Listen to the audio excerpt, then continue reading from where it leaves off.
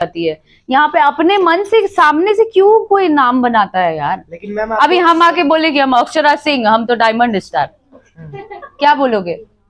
Friends hi वो बढ़िया होंगे। तो आपको तो पता ही है कि अक्षरा और पवन सिंह के विवाद के बारे में, लेकिन इससे पहले मैं बता दूं कि अक्षरा सिंह ये बात किसके लिए बोले थे। ये पवन सिंह के लिए बोले। जो पवन सिंह स्टेज से बोल रहे थे वहाँ पे बोले थे कि मैं पावर स्टार हूँ और ये सब मतलब बहुत ज़्यादा ही कुछ बोल दिए थे। तो इसी बात पे बोल रहा है कि जो मन में आता है, जो अपने आप ही बोल देता है, पब्लिक बोले तो अच्छा है। लेकिन आपको तो पता ही है कि पवन सिंह को बदनाम करने में 3 शख्स का ज़्यादा हक है। पहले तो अक्षय सिंह ही है जो पवन सिंह की शादी से पहले इनका था, जो उसके बाद ज्योति सिंह भी आ गई है। जो ज्योति सिंह ने अभी सोशल मीडिया पर बहुत ज़्यादा से तेज़ी से वायरल करवा रही है कि मतलब बदनाम पवन भैया को करवा रहे हैं कि पवन भैया अक्षय सिंह के साथ अफेयर था, ये सब था।